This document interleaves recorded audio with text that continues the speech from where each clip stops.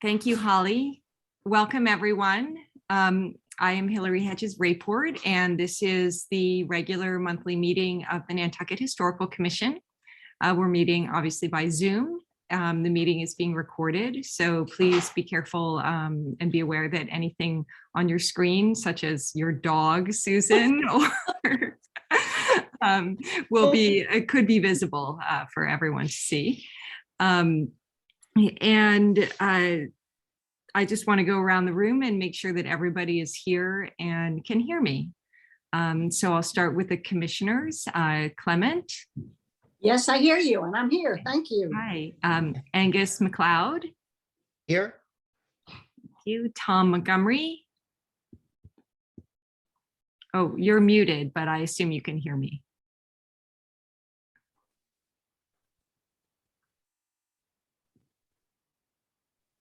Can you hear me now? Yes, we can hear you. Thank you, Tom. Mickey Rowland. Here. And David Silver. Here. David. We have our alternate commissioners, Barbara White. Here. And Susan Handy. Yes.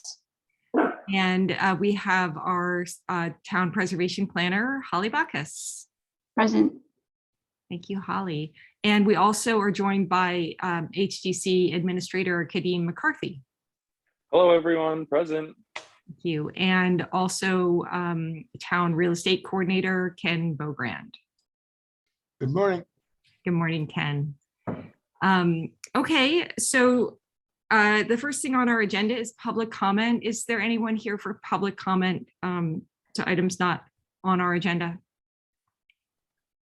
No. Okay. We don't have minutes to approve at this meeting, but we will have some minutes to you shortly to approve at the January meeting. Okay, so the first item on our agenda is the just some opportunity to talk and get some updates on the historic sidewalk project. We do have Mary Bergman as a guest on the call. So Mary, I don't want to put you on the spot, but if you are able to say some words about the NPT survey, I'd like to invite you to. I guess I thought Kim would be doing this update. Just that we met earlier this week, Hillary and I, and with Kim Rose from the University of Florida, who is the person who is putting together the survey of the sidewalks, the materials in the sidewalks, and a little history of the streets and sidewalks. That was a CPC grant that PIN and NPT applied for, and this is going to result in best recommendations of best practices of how to treat these historic materials and how to rehabilitate them. There's going to be a public information session that we're working on scheduling, and that's also going to include a visual preference survey that Kim is working on. I should mention too that Clary Larkin from the University of Florida Preservation Institute, Nantucket's director, in University of Florida Historic Preservation, head of the Historic Preservation Department, was also in this meeting. So it's going to be a very interesting history, and I know that Kim has reached out to a couple of other folks. I connected her with Alan Reinhardt, who's obviously very involved with roads, rights of ways, things like that. And we should have another update as to when that's going to be scheduled, probably sometime in the first part of January. Thank you, Mary. Yes, so this is the Community Preservation Committee funded grant, and it should be really, really helpful for rolling into additional specific plans for specific areas of historic pavement and the rehabilitation of them. So I hope you all will be able to attend the public information session, and also even more importantly, get the word out about it.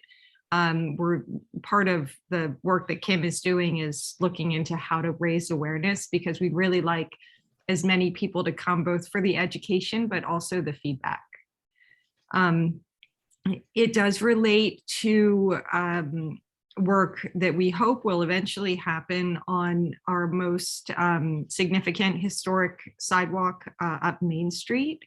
I did want to mention that the town of Nantucket, through the central administration and the DPW group, have included $40,000, a request for $40,000 in the 2022-2023 town budget for a study of how to rehabilitate the historic sidewalks. It's terrific. I know that we will be considered stakeholders. I do not know if our specific grant will be followed. The next item on the agenda is the Massachusetts Preservation Project Grant Program for call for applications. And I did write to the town and suggest that this Preservation Project Fund might be a source for matching dollars so that we could turn the 40,000 into 80, or potentially identify another building owned by the town that needed plans done or actual work done. And I don't know, it just seemed like that would be a really great way to get some more, build on our relationship that we're solidifying with the Massachusetts Historical Commission. But I guess these grants take a lot of effort to manage. And I was told that, that the town administration and DPW simply don't have the staff to ask for more money, because when you do ask for more money, it comes with strings attached, as Holly can attest. That being said, I also think that we could manage a grant. I don't know if that's a ridiculous idea, but I did want to offer the opportunity for discussion about these grant dollars and, all of the deferred maintenance on our historic buildings, including plans. Ken, I know, you're our ears and eyes and connection to the town, but why couldn't we manage a grant? Is that ridiculous? I don't, the answer to that is that for you to manage a grant, there would have to be staff and people to be able to do that as well. And you only have one person who's a part-time staff. And so my concern is the same thing that I know that Libby's expressed to you. The fact is that at this particular point in time, while the idea and the relationship is really important to be able to maintain, the ability for us to be able to commit to do something and do it properly is just not there. So that's the reason that I saw the response that she sent to you, that if we can keep the relationship strong, then once we were able to create the greater infrastructure within the town and within the DPW, that's something that we definitely should pursue, but don't feel that because of the follow through needed, that this is something we should be doing at this point in time. Okay, and I just want to clarify, Holly's made it clear that she's maxed out. She's spending a lot of time on the current grant, which she was written into as services in kind. So I wasn't suggesting that Holly would have to take this on. No, I wasn't suggesting that either. I'm just trying to respond to you in a generic way in terms of really the problem is that a lot of the committees, their role is advisory as opposed to implementative, simply because of the fact that virtually all of the people are volunteers, and the ability to in fact coordinate and manage is not the easiest of things to put in place, particularly during the pandemic, and particularly with respect to the issues of finding and getting qualified people to be able to work at this particular point in time. Sure. Okay. Does anybody else from any other commissioners want to make any comments about this before I move on to the next topic on the agenda? Including questions, you might not have questions about what the Massachusetts Preservation Project Fund is. It's not just for towns. NPT could apply for these grants.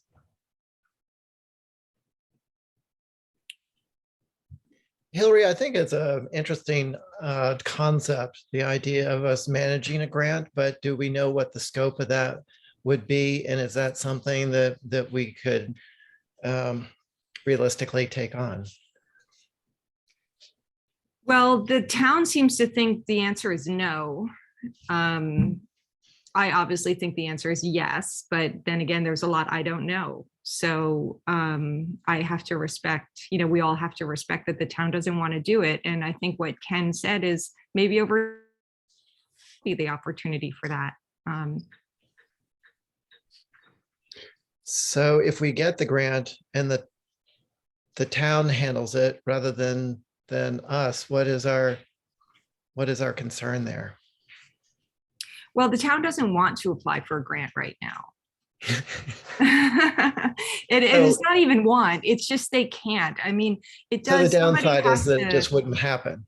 Yeah, I mean, the experience with the current grant is someone has to be the grant coordinator. Someone has to do the reporting. The MHC wants a lot of like bureaucratic details about what's been done. So it's not nothing.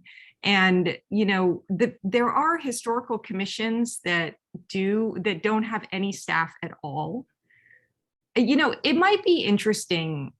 I don't want to do this in any way that seems that wouldn't be welcome, but it might be interesting to ask the local government coordinator from the MHC if there are historical commissions that receive these grants in towns and what their experience is and how they do it.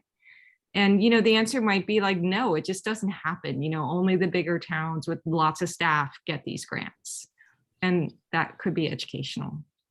I think it's worth asking the question. I think the concern is timing. At what point would the grant be applied for and accepted and followed through on, and the study done to move things forward? I mean, every day that Main Street is, or any street on Nantucket is so out of whack. There are countless issues with. So Yeah. the sooner we can deal with it, the sooner the better. So Yeah, people get hurt. So the deadline for the grant is March. So there's plenty of time, especially given that we've already written the grant. So we can ask the local government coordinator about this. But we also, I think, really need to work in partnership with the town and with mutual respect for what they can and don't want to talk about and don't want to talk about. So. Okay, moving on, joint meetings with the HDC. So I included in the packet the draft of the MOU that we developed together in our joint meeting. I did clean that up, and also I augmented the process of the defined framework for forming joint working group, just so it was actually a complete process.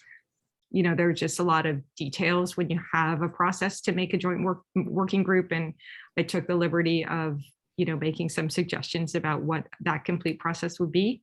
And Holly has circulated it. And it's really has to be a collaborative document that everyone feels they can look at and comment on and have ownership over. So I hope that you all each received it and that you can give your comments to Holly. And I'd like to invite Holly to make any specific comments on that or requests about the process, or Kadeem also to share any feedback from the HDC about our joint meeting. I don't want to speak for Kadeem. Obviously, I'll let him speak if he wants to, but again, this is gonna take everybody taking a look at their email, providing me comments on what we all discussed, if there's any addendums, and I think going it through tracking how you normally add or subtract from a document, and I can collaborate everyone together and go from there. Obviously we have until January 28th, obviously prior to, that would be nice, a week at least, we can wrap that up. So yeah, I'm looking for people's comments. I would just want to notate that, if there's anything specific to the historical commission, this would be the body to discuss that. I don't really want to get into really the HDC stuff without the HDC here, even though we have Kadeem. So I just want to put that out there. Thank you. Hello, sorry, I just switched my view and now I don't know what I'm looking at. Oh, I'm can you guys sharing see my me? screen. Yeah, Oh, we can see perfect. you, but I'm sharing my screen just so I can show the memo. And where is the memo? Got it. Thank you. So I just actually wanted to say that I don't have anything to say at this time. I too actually have to look at my emails and kind of read everything over, watch the meeting again, talk to the board members. Hillary, I did see your email about meeting with me based off the last meeting that we were at, and that's stuff I definitely want to do. I'm just now catching up. Like today is a day that I can actually sit at home for a meeting. So I think next week will be the time that I can, actually next week being Christmas, who knows, but I will start, getting this stuff looked at and getting the board members to make their comments and getting the stuff to Holly, and we will, be on top of this as soon as we can be. Thank you, Kadeem. And yeah, just let us know when you want to meet. We agreed that we would meet to go over this. The HDC is responsible for. And the version that was circulated does show all the track changes. This, I guess, printed with the track changes in some comment, and it's a PDF, so you can't see them. But the areas and modes of collaboration that I filled out, it says that, it defines the leadership team of the CLG, which is the vice chair and chair of each commission, and that their responsibilities are to agree the timing and agendas and recommend topics for joint studies. So that wasn't really something we talked about, but like I said, we need to have a process and we can discuss it as a group. It's just a draft. We did discuss that the commissions will meet jointly 2 to 4 times a year, understanding that there will likely be more meetings at the beginning. And I specified that additional meetings may be called by the CLG leadership team as needed, and that the CLG coordinator will perform the duties assigned to that coordinator during all meetings. That's another thing I added. I don't think we talked about it in our group. And then it says that commissioners, other town boards, and the public may suggest to the leadership team topics for joint work, and topics are confirmed by a majority vote of the CLG. So basically, if topics were suggested, the chairs pretty much would be expected to bring them to the group for a vote, unless they were totally ridiculous and outside of anything we could do. I guess we could reject them at the leadership team level. The CLG may form joint working groups. It's not an obligation to work on topics elected by them, meaning the CLG, I guess it should say by it, to be of mutual concern. And groups will consist of at least 2 members from each commission. So I didn't make any specification about how big or small the group would be, or even that it would be balanced, just that there would be at least 2 members from each commission at a minimum. So that might be something you want to comment on if you don't think that's a good idea. And that each commission nominates members to be on the joint working groups. So we as a group would decide who we wanted to have represent us. And each working group appoints a secretary to manage meeting logistics, including the locations and compliance with OML. And that is something we talked about in our group. The groups report to the CLG and the community at large on work at joint meetings. I mean, I think when we have open meetings and we report to the CLG, we're reporting the community. If this is confusing, like if it sounds, oh, are we saying that we're going to have community meetings? Maybe that's something we'd want to edit or clarify. Recommendations are adopted by majority vote of the CLG. Now, notice I didn't say, by majority vote of each commission.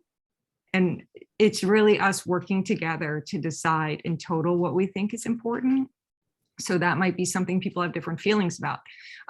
If the recommendation concerns only the work of the HCC or the NHC, it may be adopted by the vote of that commission acting singularly.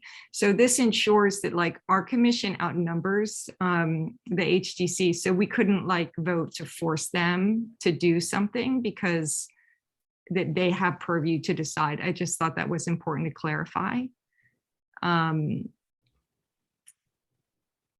And maximum effort will be given to having meetings that are physically inclusive and accessible to all members of the joint working group. And the topics that we have been discussing over the past 2 meetings are included in Appendix B. So, I mean, this is our opportunity to just give feedback on this outlined process to Holly, if we want to do it jointly, or we can just do it individually. Just what's the pleasure of the commissioners? Hillary, I've got a question. Yes. Are the HTC alternates part of the CLG, or is it just the commissioners? I think it's a Yes. really good question. And Everybody I is. actually, what? Everyone is. Yeah, but as far as voting, I actually think only the elected commissioners should be voting. Well, that's part of why I'm asking the question, is because there's 5 of them and I think 7 of us. So if it's a joint discussion and a vote, you know, we could easily outnumber them if they felt strongly against it and we felt strongly for it. So if, in your comment about are adopted by majority vote of the CLG, we have kind of an advantage there. And I don't know if that's right or not, you know. Well, that's why I said if the recommendation concerns only the work of the HCC or the NHC, it may be adopted by the vote of that commission acting singularly. But if it's something that we're doing together. Yeah, the whole purpose is to be dealing with issues that in fact both together on an integrated basis. And so Mickey's point is a really very valid one. And I think that needs to be thought through in terms of how to address that. So do we want to always have 7 people voting? Maybe we should say for the purpose of CLG votes, the alternate commissioners can be included so that we have a balanced number. Well, can I just cut in Yep, here? yep, go ahead. Steve Welch is the representative from the HDC on the 106 thing. And if both commissions are dealing with that 106 kind of a thing, then why wouldn't the alternates, because he's an alternate on the HDC, why wouldn't the alternates be included? Well, I don't know. I think it's a really good question. What does everybody think? I mean, I'm just trying to respect the fact that the HDC is elected and there are 5 elected commissioners who the community has empowered to vote for the HDC. And when the alternates step in with a vote, it's only because one of the 5 members can't vote. So I don't think we really want to expand our HDC legislation. I mean, it's set up in a way, but I can also see the other side. And I also think that, you know, this commission should be balanced. We shouldn't be able to like outnumber people. So I'd love to hear suggestions about what to include in this, which would only be suggestions and would be subject to confirmation by the HDC. Hillary, does it make sense for Holly to get some feedback from the people at the CLG in terms of this particular unique situation and get their input in terms of their suggestion as to how it might have occurred in other places? Yes, through you, Madam Chair, to Ken. Yes, I will contact Jen Doherty at MHC. Again, for the record, yes, Nantucket's unique, but we're not the only CLG that's made up of 2 commissions within the Commonwealth. So, you know, there are other commissions that deal with the same thing. You know, we shouldn't be reinventing the wheel, but I do appreciate Mickey bringing up the concerns because yes, the HDC does have 5 voting members with the 3 alternates, or excuse me, 3 alternates. 3. And you all have 7 voting members with 3 alternates. So yes, to make it fair, we need to figure out, it sounds like the magic number would be 7 from each commission. But yes, I will definitely reach out to Jen and get her feedback on this. But again, I'm glad we're getting this depth, but at the same time, I think we're kind of getting into the weeds. For the record, every member for both commissions, whether you're elected, appointed, or elected as a regular member and elected as an alternate member, you're all members of the CLG, and your information is included with the application and all the information that both the state and the National Park Service has. So you are voting members of the CLG. Mickey? Yeah, I mean, a sort of an easy solution might be just for the HDC to assign 2 of their alternates to be on the CLG. And then it's 7.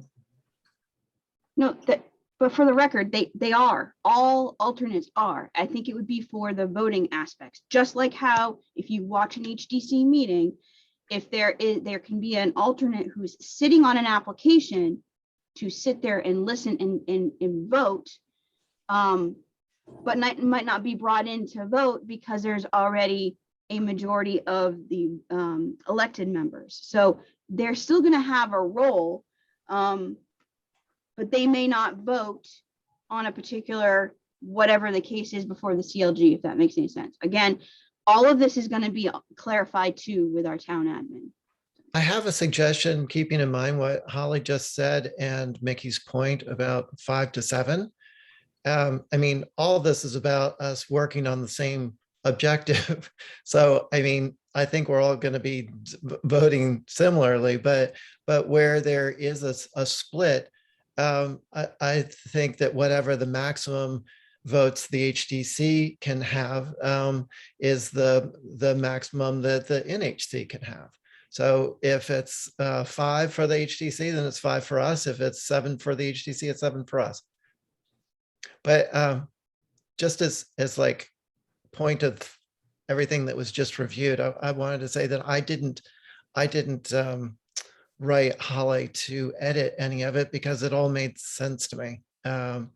But anyway, thank you. Well, thank you, Angus. I think what Mickey is suggesting is a really good idea. And I'd like to know if the commissioners agree that for this issue of how we elect topics of joint work and also how we adopt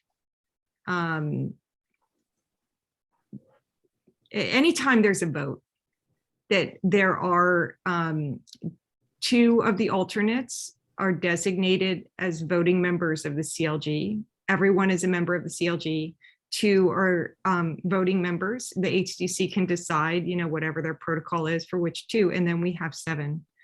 Keeping in mind that if people don't show up for the meeting, they don't get to vote. So, we won't always have 7. We don't always have 7 people showing up, but at least we have identified 7 voting members for the purposes of this process.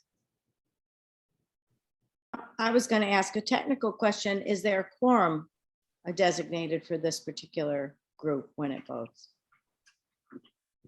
I think we should probably specify that as well. If there's not you can't have a joint meeting of the HCC and the NHC unless each group has a quorum. And I see Holly nodding about that.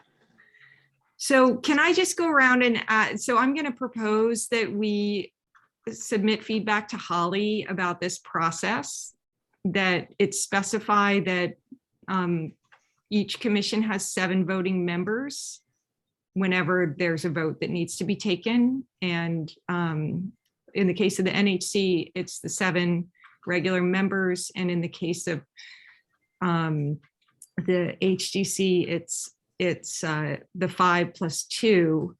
And we should also probably qualify that, in the case that either commission is not fully appointed, an adjustment will be made just so that the voting members are equal. Like, we might not always have a fully appointed commission.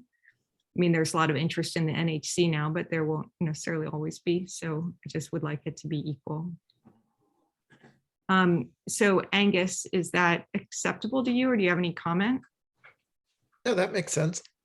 Okay, and Mickey, does that address your concern? Yes, it does. Thanks. Okay, and Clement, any general comments about this and this specifically? No, I printed out a earlier process for this, so I'm going to have to look at it more closely. But no, everything sounds, I'm glad we're getting into details. That's great. Okay, and Tom? I have no problem with it. Okay, David?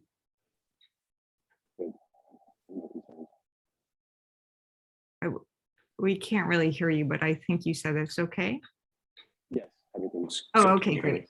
Yes, yeah. Okay, great. And Susan and Barbara, any other feedback for us about this? No, sounds good to me. Okay. This is Susan. Yeah. Okay, thank you. and I know we are getting into the weeds, Holly, but this is where we're supposed to be getting into the weeds so that we think through these issues to make them clear for the future. But that's understood. I just wanted to make it clear that, this is more of a CLG thing, but I think it is good to have this discussion. So thank you. Okay, thank you. And, by the way, Holly, you're probably planning on doing this, but I think sending this entire thing to Jen Doherty is a good idea. I will do that. Could I ask what you meant by the CLG coordinator will perform duties assigned to the CLG coordinator during all meetings? What that entails? Is that just a Well, you can change this, but I just meant to include you to give you, well, so we're having these working groups. I didn't mean assigned by us. I mean assigned by your office. And I wanted to give you a role in these joint meetings, but why don't you just edit this however you think is appropriate? I mean, Okay. It's about you. Okay. And is there anything else? I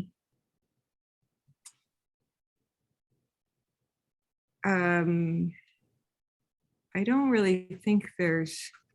Is the special note necessary? I mean, I Oh, don't think special note. anybody's intention to, to get in the way of anybody else's roles. I mean, isn't that kind of goes without saying? I suggested that this might be deleted, but the person who wanted this in was not in the meeting. And it just didn't seem fair to take something out when somebody wasn't there. Personally, I find this not only, pretty rough, but also, what is interfering? It's totally subjective. So if we have a difference of opinion and we express it, is that interfering? But, we're going to have another meeting and we'll have a chance to talk about this. But, Yeah, it seems like a can of worms. yeah. Okay. All right. So please you all still have the obligation to go through this on your own and send comments to Holly. But I think we've identified as a group some, I'm going to make a note to draft some language about the voting and send that to Holly on our behalf. Okay. Great. All right, moving on. State historic preservation tax credits. So Holly and Mary and I had a conversation with Erin Kelly from the Massachusetts, from Preservation Massachusetts. They're the statewide advocacy group that they help individual towns a lot. They have a lot of resources, training, and they also are the other entity that is required to, when it comes to the state applications for tax credits, is required to send a letter of support. They're required to be requested to send a letter of support. So we thought it might be helpful to talk to them, since they're also being asked for letters of support, to understand how they think about the obligation to support or not support something, what their criteria are. And I think it was a very helpful conversation. Didn't you think so, Holly? Yes, it definitely, it's helpful to know. I mean, I will for the record mention, I reached out to Erin, as we're both alums from RWU, and asked her when we received the first request for 33 milk, what they are looking for and how they handle it. So I actually have had a conversation with her the last couple of years, which was nice to have a follow-up on, and understand from when they first started to how they are now. I mean, it sounds like to me, from Preservation Mass, they are at the rubber stamp perspective.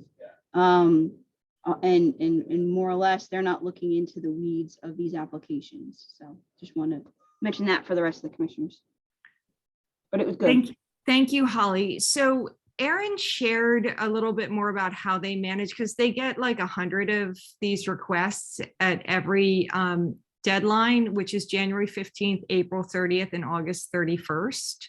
And they needed to have some process to manage it. I mean, we would be loving to get so many requests because it would mean that so many projects were happening that were within the guidelines of the Secretary of Interior standards for rehabilitation. Right now we get very few, but I thought it was worth sharing and discussing, just in the spirit of our last meeting. We talked about maybe having some kind of a workflow or additional advice, and Holly was interested in that as well, and that this might be something that we would adopt. So this is when you contact Preservation Massachusetts because you are applying for a historic rehabilitation tax credit from the state of Massachusetts, not the feds, is totally separate and by right, and that goes through a different process. But for the state, it's competitive. So what Preservation Massachusetts does is they send you this form, and they say this completed form must be submitted at least 2 weeks in advance of the date you need the letter. So they need the letter on these dates: January 15th, April 30th, August 31st. And instructions about, how to make it happen. Oh, it's interesting. They also say all letters will be emailed to the requester electronically, and it won't be sent to the MHC directly. We tend to send our letters to the MHC, which is interesting. So just some basic organizational information: requester name, project name, street address, proponent, properties national register or other designation, circle, have you already verified that? Is the project also using the federal rehabilitation tax credit? I think that is interesting to know. If so, what is the status? So I think that's interesting to know, where they are in the process. Total project cost, rehabilitation cost, how much of the tax credit are you looking for? What is the current status and use of the building? So part of this, the whole purpose of this tax credit is to get these historic resources into shape so that they can be used and not be subject to continued demolition by neglect or be, a safety hazard or an eyesore. And also so that they can be economically productive. This is in a way a stimulus dollars. So knowing this helps you understand, how much value is being created here. The intended use of the building, total number of housing units after, number of affordable units, building description, statement of significance or history. So summarized from section 8. The project summary, be specific. Community benefit of the project and other strengths of the project. So I thought it was really interesting, this number 16. When they write the letter, they want to talk about the community benefit, and that is part of this program from the state. And by the way, I also had a one-on-one call with Jen Doherty about the tax credit program. She's the local government coordinator who works for the MHC, and also confirmed this idea with her. And attached to them were photos. So basically what PMI has decided is this is the important information that they want to assess, and they needed some kind of standardized form so that they could compare all these different reports that they were getting. And I just wanted to hear Holly and the different commissioners' viewpoints on having some kind of I think if we have this process, it helps us focus on what we should be caring about when we decide to support one of these. I'm sure our form would be a little bit different, but I think it also helps communicate to the applicant what we care about, and helps the applicant understand that, this is a process. This is the information we need. It's somewhat standardized. So we want to compare projects with similar information. And we might decide to have a form like this. So I'd love to hear from other people about it. Who wants to go first? If it's okay, if I can mention. Sure, something Holly. before I go to the commissioners. So I I think it would be helpful to establish what this commission is looking for. But at the same time, before doing that, I would also like to find out other historical commissions within the Commonwealth on what they ask for as far as a form, if that's what they do. Again, I had mentioned that we're obviously wanting to encourage historic tax credits, and we're very happy to ones that we've seen so far. And I would like to have it more open and understanding, because these applicants have certain deadlines with MHC. MHC has their certain prescriptive requirements, and want to make it so people can understand our time frame, what we're looking for, so it would best make use of everybody's time. And I had mentioned that working on a preservation planning page off the town's website that incorporates the CLG, both the HDC and the Historical Commission, and specifically on what you all are looking for from the Historical Commission's perspective for historic tax credit. So that is something, a work in progress. I've been working with the our public outreach coordinator. But again, before, I do think a form would be helpful, but before doing that, I would like to do a little more research with what other commissions in the Commonwealth are looking for. Thank you, Holly. Mickey? I like the idea of having a form. I think it'll make it more, give us a more consistent approach to reviewing all the applications.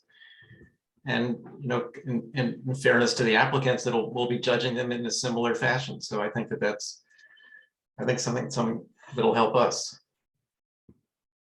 Yeah, I think that's important, that fairness and consistency and communication point.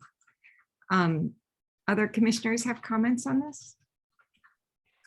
No, this is Clement? Clement. I was surprised to see those various categories. So I would like to have a form that we look at everything, impact on the community, and not just, because what's stuck in my mind before was that it was going to be income producing, which I find interesting, but that was one of the requirements. So let's seeing all that list of other areas that they're interested in was very interesting to me. So I think it's nice to have, this is what we're looking at, and this is what we are going to comment on. So that would be great. Thanks. Angus? I think a standard format is beneficial to everybody. I think it helps us recognize, certainly when we're, advisory boards, we're used to a certain format, and when it allows us to recognize when things are in line or not aligned. It's just easier to see the things that stick out, and I like the comprehensiveness of this form. Ours might not be exactly like this. It probably wouldn't be exactly like it, but I like all the different angles. It is, I think it makes sense. Great. Anyone feel differently or have something else they'd like to add? We do have some applicants on the line. I don't want to put anyone on the spot, but if anybody who might be using a form like this wants to make a comment, we'd love to hear it. Mr. Glazer? Sure, yeah. First off, thanks to the committee for, can everyone hear me? My Yeah. audio working? Okay. Thanks to the committee for entertaining our application and the letter of support. I've done a few of these projects in various geographies in different historic districts around the US, and it's been a learning process. It's a complicated process. Oop, you're frozen.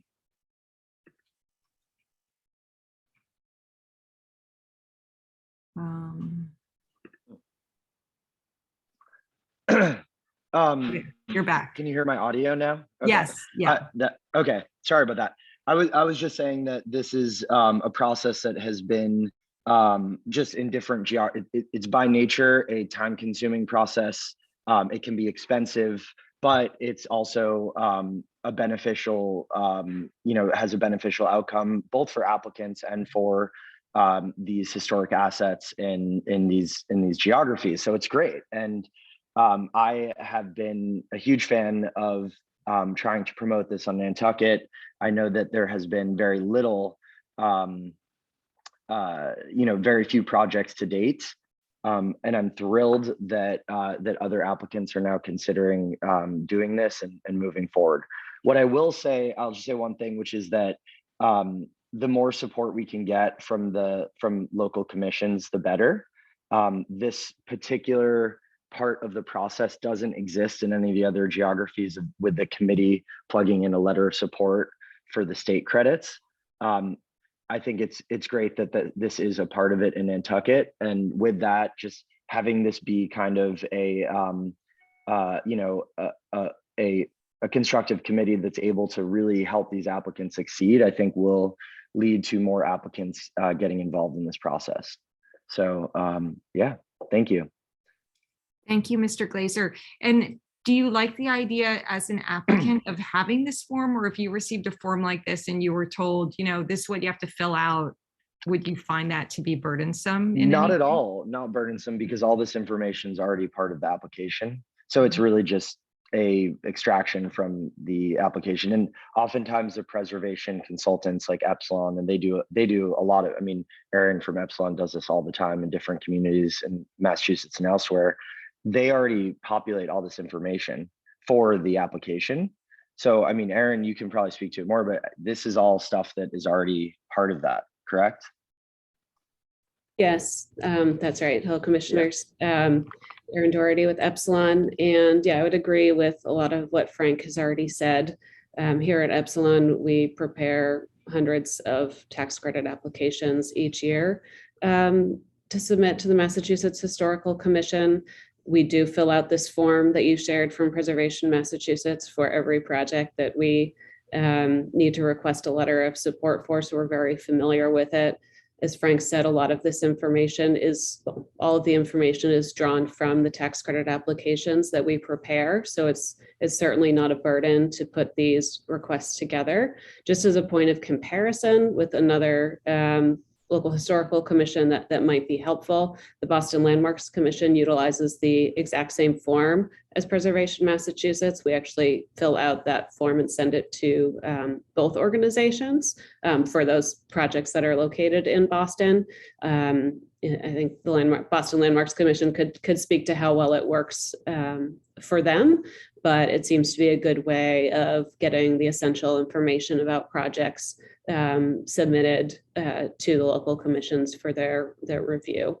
So I think a form could be very beneficial for you as well, and certainly not a burden on our end. Okay, great. Well, that is super helpful. I am hearing from the commissioners that everybody likes the idea of the form, that it's helpful to our work. And I'm hearing from the applicants and the consultant that it's not a burden. And in fact, anything that helps clarify the factors and make the process, more transparent and smooth flowing is a benefit. So Holly, I'd like to, get this into shape for us. And maybe at our next meeting, Angus, you and I can take a crack at how we would want to change this form, if at all, and present it to the commissioners at the next meeting. Sounds good. Okay, great. Now the next topic is to discuss to Mayflower, the round 2 grant deadline request for a letter of support, and Holly kindly provided the letter from Epsilon and also the 2 past letters that we included. And now the next grant deadline is in January. The applicant, Mr. Glazer, and his consultant, Erin Doherty, are here. They did, as detailed in the letter, receive $50,000 award. Congratulations. Very happy for both of you. And yeah, I guess, may I turn it over to your team just to make whatever presentation you'd like to make? Yes, thank you. Good morning, Commissioners. Erin Doherty with Epsilon, and I'm joined by the proponent for the project at 2 Mayflower, Frank Glazer, and also the project architect, Polly Waldorf, is on the call as well. So thank you for taking the time to meet with us. As the chair just stated, we're here to request a renewed letter of support for the state historic tax credit application for the rehabilitation of the main house and the garage at 2 Mayflower Circle. So I can provide a general update on the project's progress with regard to tax credits, and then we're happy to answer any questions you may have about the project.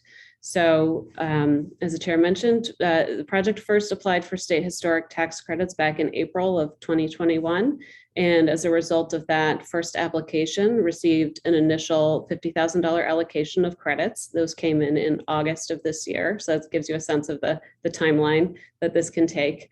And with that allocation, MHC determined that the project scope of work met the Secretary of the Interior standards for rehabilitation, which is the set of standards that they use specifically for historic tax credit projects. Subsequent to that initial award, we submitted a second application requesting additional state tax credits that was filed in August. We have not yet received a decision on that application, but we expect to hear later this month. MHC has not released decisions on any projects from the August round just yet. The project is eligible for up to around $270,000 in state tax credits. So we'll be submitting this request for additional funding in the January 15th application cycle. There have been no changes to the project since the last submittal. So this will just be a request for additional funds. And as we've been discussing already this morning, MHC requires a letter of support from the local historical commission as part of each Part 2 application, and that includes requests for additional funds after they've made an initial allocation. So we have received letters from this board in the past, for which the team is very appreciative. With that said, the state tax credit program in Massachusetts remains highly competitive with not nearly enough funds for all of the eligible projects, which makes local support even more essential. So we appreciate your continued support of this project. Frank, did you want to add anything about this project? Could not have said that better myself. Great, really nice presentation. Thank you, Erin. Obviously, we have invested a lot in this project. We're thrilled to have received that first grant, and it would really be, I think it would be very much appreciated if we could receive another letter of support, a renewed letter of support, really, from this commission. So essentially, just echoing what the commission's endorsements already were in the past, just with an updated date for, I think the last letter was 6 months ago. So that would be tremendously appreciated. And Holly, thank you for drafting the letter previously. And yeah, nothing else to add. But happy to answer any questions you guys might have about the project. And between myself and Polly and Erin, I'm sure we can address any gaps or any concerns you might have. Thank you. I just also want to let the commissioners know, when I did speak with Jen Doherty from the Mass Historical Commission, I just wanted to understand a little bit more about the guidelines, requirements of the tax credit program. And the applicant is required to request a letter of support. We are not required to give a letter of support. It's optional. We don't have to give a reason why we don't want to give a letter if we don't want to give a letter. And we can tell the Mass Historical Commission anything we want to tell them. And whatever we tell them will be taken under consideration by them. Their objective is to figure out whether or not the program fits, the project fits the requirements of the program. And then I don't know how they make the determination in the competitive process of who gets a tax credit. But it's really not up to us to decide which programs, which projects fit the program. It's up to them, and we can just share with them whether or not, it meets a community priority, And in the last meeting, when we talked about 3 Beaver Street, we did go through and look at the Massachusetts Historical Commission's criteria for evaluation, just so that we could be informed by that. And preservation is one of them, but it's only one. The community need is another one. Community return on the investment to the community is another one. So the program has, as you've heard, decided that this project does meet the requirements of the project and is deserving of an award. And now they're asking for another award. And now I'd like to turn it over to the commissioners to ask questions or make a motion. Can I just add one thing that I forgot to mention, and you may already, the commissioners may already be aware of this, but there is a certain amount of qualifying. So you have to put together all the qualifying spend for a particular project. And then from that, the state gives up to a certain percentage in credits. The state of Massachusetts is one of the hardest, or just has a challenging set of circumstances, and they have a relatively small pool of funds. So sometimes they're not able to award that full amount in each round. So that's why there's multiple rounds. In any of the other states I've done completed projects, we don't have that constraint, which is unfortunate, obviously, for Massachusetts applicants and communities in Massachusetts. But just, we're not asking for an allocation above the allocation of what's awarded for the state historic tax credit. We are just being asked to get to that amount. Does that make sense? Sorry, that's a bit confusing, Yes. but Dave, okay. so Yeah. just to rephrase to make sure I understand, you are eligible, you have $270,000 of qualified rehabilitation expense. So And- just to clarify, so the project has approximately $1.5 million in qualified expenditures. 20% of that is around the 270,000. So 20% of qualified expenditures can be awarded in state tax Right, credit. sorry, I did understand that, but Okay. that's not what I said. So thank you for clarifying that. And then you'll continue to go every round until you get up to the maximum, which you might not ever get up to. You might decide you've recovered. what you- Yeah, I don't see us doing that, truthfully, because it could take years, honestly. And at a certain point, we just want to complete the project and get whatever credits are available. But so far, the allocation that's been made is a very small proportion of the state historic tax credit that would be eligible for this project. Mhm. So the $50,000 is whatever, approximately like 20% or 25, whatever it is. I'd have to calculate, but it's a small percent of the overall possibility for state historic tax credits. Yes. I'm just So, curious, yeah. did you also apply for the federal grant? Yeah. And Yeah. were you awarded that? Yes. You were. Yeah. The federal grant is generally a lot simpler because there's not a cap on that. To my knowledge, Erin, I don't think there is. That's Okay, correct. so yeah. Yep. So once you are able to secure a Part 2 approval, which this project has, as long as the project is completed in accordance with what was proposed, the project receives that flat 20%. There's no federal cap. Yeah. Okay. Okay, thank you. Yeah. And commissioners, questions? I have a question. Because you said that there have been no changes at all to the project since the last letter and everything else was approved, the whole process went through. And you just have to go through, keep applying, even though there are no changes Yes. to get sort of to the next level? Is that? That's correct. So even if there are no project changes, in order to request additional funds, a new application has to be filed. It's an abridged version of the initial application, but a renewed request does have to go in each round to request the additional funds. Well, it just seems as if we are saying kind of, we still approve. I mean, we approved last time and we still approve this time, given the fact that there are no changes. Correct. That's essentially what MHC is looking for, is just renewed letter of support, understanding that you've already looked at the project. It's very duplicative. I mean, I'm actually kind of surprised that it's required to keep doing the same thing without, if there's not a change like requiring an amendment, it's just totally administrative excess. It just makes no sense as to why it's required again. It's Mr. just an Glazer, administrative. I'd like to go around and hear from all the commissioners now, if you don't mind, just because, so we can get through this and hear from everybody. But I appreciate that it is bureaucratic. Angus, is there anything you wanted to comment?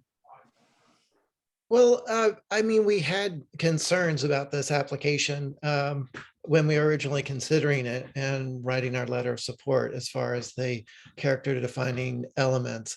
But what I'm hearing is that all the boxes have been checked to meet the expectations of this program, and so it's just, you know, continuing to go through. So, you know, it stands to reason that if we supported it before, nothing's changed, we would support it again.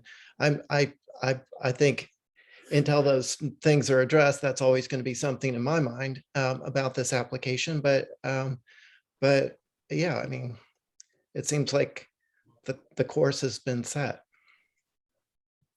Thank you, Angus. Tom? I have nothing to add. I think Angus just covered it pretty well. Okay. I mean, the only thing I'll comment is that I agree with what everybody's saying, but we are going through a process too where we're understanding the purposes of this program a little bit more. So what we might have learned might cause us to think differently, or there's nothing against expressing something different, either more positive or more negative, as we all learn more and continue to work with this project and see this project unfold. So I think that's the purpose of having, you know, we are talking about the awarding of, you know, taxpayer dollars and state funds. So I think it just does open up a window for that to happen. Not that there necessarily would be any change, but Mickey? Yeah, we are talking about 2 Mayflower Circle, right? Yes. Okay, so you know, as I think Angus kind of touched on this, that we were sort of encouraging some, encouraging to keep some of the features that were lost during the process, like the chimney and the shutters and the fence. And it sounds like none of those have changed or been added. Is that correct? That's correct. Those were all features that were lost before the project, before this project started. And is there any intention on putting those back in place or repairing, improving those? Not that I'm aware of at this time. Okay. All right. The chimney is still there. Yeah, the chimney's still there. But Yes, it hasn't been raised up. No. The original it hasn't chimney been was much changed. taller, and the current chimney is rather short. So my recollection. It's just a comment. Okay. And I did bring up the topic in my conversation with Jen Doherty about restoration of features that were historically there, and was told quite clearly something we all already know, which is that putting features back that can be confirmed through photographic evidence or other documents that were there is really not an expectation of the rehabilitation program. So nice to have, but not a must-have. David, did you have any comment about this request for a letter of support? I don't have any comment, I think, beyond what some of the other commissioners have kind of gotten at. So I would be in favor of renewing the letter of support, given that they have checked all the boxes for the Secretary standards. Okay.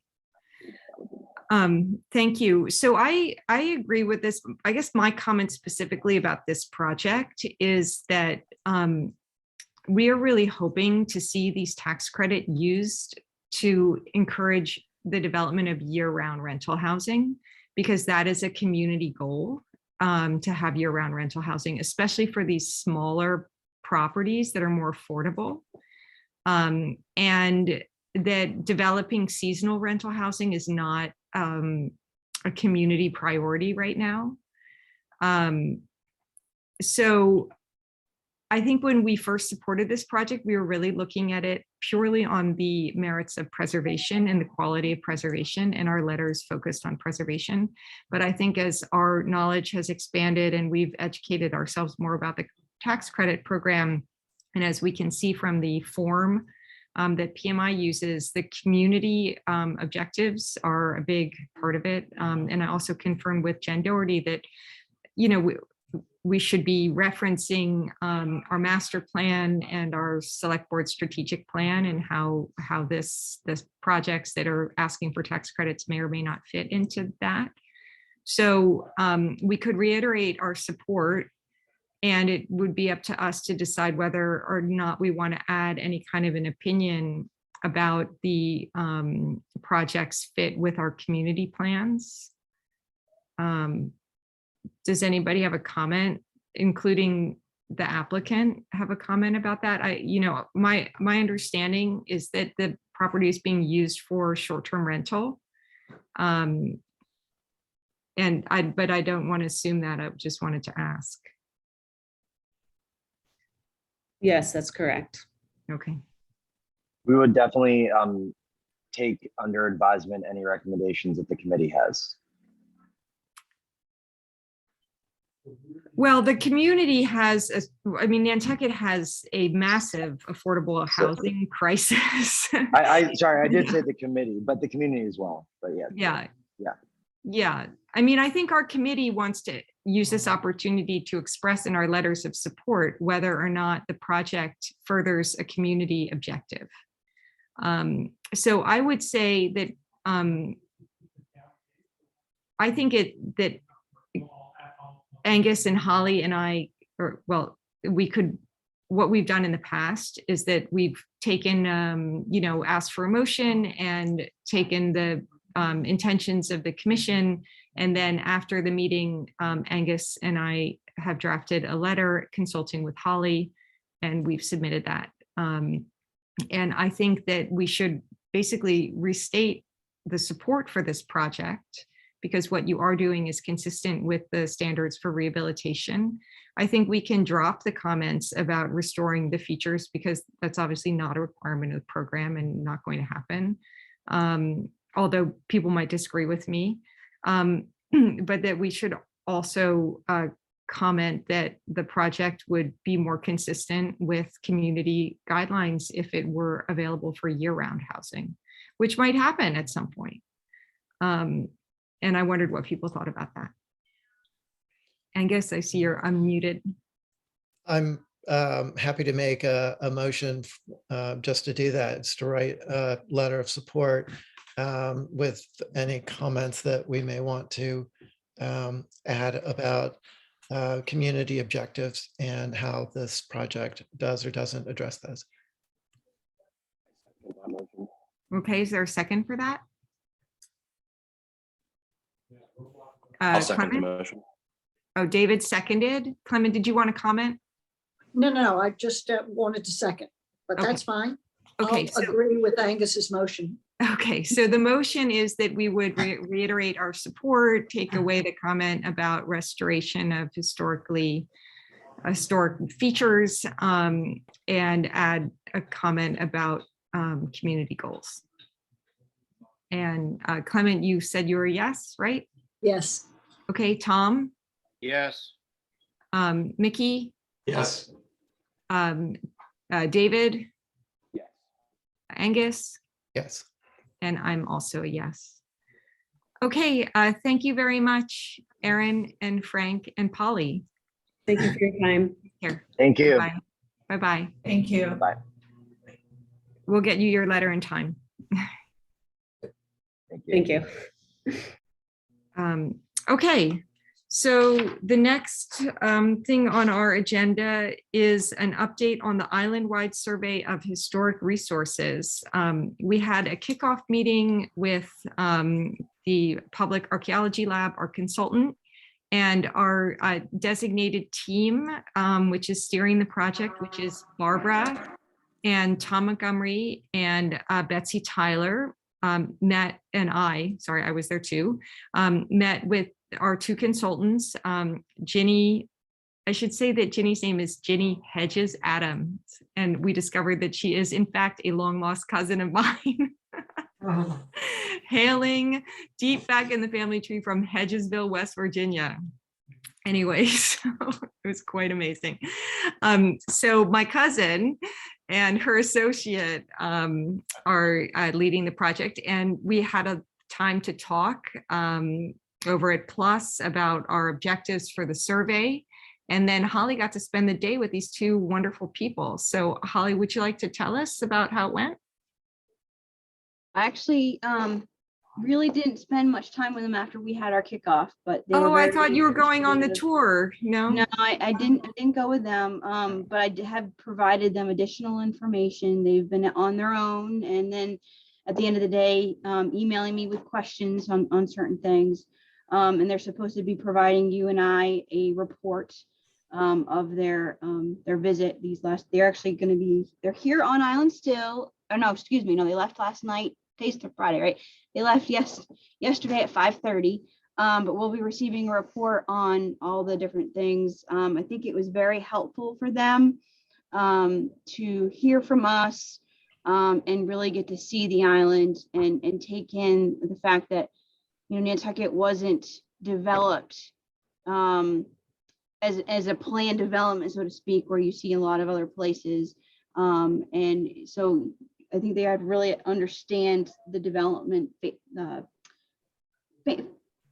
guess, it was grown organically, I think, you know, from our original town center. So for them to have boots on the ground and look at the documentation from both the update to the NHL, to the old HDC surveys, to the fact that the 1989 survey that was actually funded by MHC grant back then didn't include the town center. So of course, that's why we had information here and information not over in Macris with the state. So it was good to have that dialogue. I do want to let the commission know that I believe they're going to be reaching out to our friend and I think fellow preservationist Brian Pfeiffer, who you all know, and who also was one of the co-writers of the NHL update nomination, because really get to understanding of what that entailed when the National Park Service came to do that update and that document that we have with all the data, if you will. And I, explained a little bit more about how that is utilized through my conversations with the HTC when it comes to submitting historic information for their consideration on a property, along with any other document that gets provided from whether it's PIN or MPT, as I've always appreciated. So I think it was really good. I'm really excited to see what they provide in their next report on that. Just so you're, for the benefit of the commission, they're through the RFQ and through their response to the RFQ. There are certain stop gaps, if you will, where they have to provide a report on where they stand. And due to the fact that we did have a delay in their start due to procurement, we had a augmented time schedule that they provided. So they're actually, and the fact that this project is 2 projects in one, there's some things that they were double dipping. So they were actually here to work on the survey plan for the island and divvying up how they're going to propose that plan. But also they were wanting to dive into walking down in the fish lots for the pilot program. So as you all are aware, we gave them their recommendation on how to work on that project. There's actually not just Ginny and Melissa, but then there's 2 other folks from PAL that'll be working strictly on the pilot program for the fish lots. So I think, you know, we're very, very fortunate to have PAL. They're one of the best within New England. They've been around for over almost 40 years doing exactly this. So we don't have novice folks working on this important project for Nantucket. So I'm very, very excited. I have a question. Yeah. I had to leave the meeting a little early, and I was just wondering whether or not we wound up with those larger maps that I mentioned at the meeting or not, or did they leave us with one of those? No, Melissa's actually going to have their GIS person who actually created that email me a PDF. That way our GIS coordinator here can help me print it out. So we will have it Second available. question I had was, were we successful in convincing them that we'd rather have another location looked at other than the church? Yes. Oh, yes, yes. Okay. Yeah, thanks for absolutely. bringing that up, Tom. Holly, do you want to tell people about the 3 pilot buildings? Yes, so out of the pilot survey for the fish lots, they're going to choose 3 different properties to provide those Form Bs for. And they wanted to choose 3 that represent different types of architecture and different phases that were built within the fish lots, but also ones that have differing type of information available. But through our little committee discussion with them, we brought their attention. Thank you, Hillary, for doing that. The issues that we've all brought up with the wood box being submitted to the HDC for changes, as well as the planning board for changes, and what they consider that from a preservation world is a threat. So having us give them that knowledge that, wait a minute, we have these 2 individually significant structures within this neighborhood that are threatened, in essentially, that really kind of changed the course for us to really look at the 3 that they provided to what they wanted to pick, to say, we really want you to pick these out of the 3. So yes, that was good. That hopefully when they went and did their actual boots on the ground walk around the fish lots, we're able to see what we were talking about, and they'll be able to provide more of an update on that. So that, I think, is going to be great. I didn't actually mention at the meeting, but you know, there's also another one on Front Street that really doesn't, Fair Street, that doesn't really have a lot of information available, but that actually is a threatened property that has been received a notice of violation, if you will, from the HDC, which is the bungalow at 6 Fair. So that's on their list to tackle as well. So I think it's great. You know, again, they were very wise with their time here, trying to double dip into both of these 2 different projects. Great. So we'll get the updates as they prepare them. They're very professional, and they're also really sophisticated. They came with everything, kind of all of the different neighborhoods that our committee had submitted different neighborhoods for study, and they had them all like programmed into GPS, which is all linked to their tablets. So as they go around, they can, you know, they create these maps. So I think anyway, it's very encouraging. They're using what they call collector map, collector app, which is through Esri, ArcGIS. And we also provided them with the town layers as well. So they were able to incorporate in there. I'm also going to provide them with another layer, which is actually available on the town's website through MapGeo. Recently, MHC actually created a layer. It's good, but it's not obviously the best. But Nathan, our GIS coordinator, this past year or so, created a layer for me based on the information that came out of the NHL update of those specific structures. What do they call them? I don't have it top of my head. The NHL's primary list of key representative buildings. So we actually have situs points on the GIS with a little bit of information, and hopefully that'll be a guide to how we would want to see our GIS layer. So pretty cool. I'm excited. Thank you, Holly. Tom? Am I unmuted? Yeah, now? we hear you. Yeah, as far as their qualifications were concerned, since it was just an introductory meeting for us all, I mean, both of them have multiple degrees in what they're doing, as well as a lot of experience. Even from Melissa, who seemed, fairly young, certainly younger than me, but she really talked about a lot of the things that she's done already, and they were both very, very lucid about what they're about to do. So it convinced me that we've got a good group there. Yeah, I also want to mention that in our orientation, some of the things we communicated to them. So we talked about how we have these threatened buildings and they might want to take advantage of the opportunity that they're going to be doing three representative Form Bs. So why not focus on the threatened buildings? So they're doing that. We explained to them that one of our main objectives with these surveys, since we do have so much power to stop inappropriate alterations and demolitions through the HDC, is to really make sure that all of the Form Bs that are created are very explicit about what about the building is important to save, if anything, and why, so that we really give the HDC the ammunition that they need to make sure that buildings are not inappropriately altered or demolished. And then the last thing was just putting a point on needing to develop some kind of framework for understanding the mid-20th century.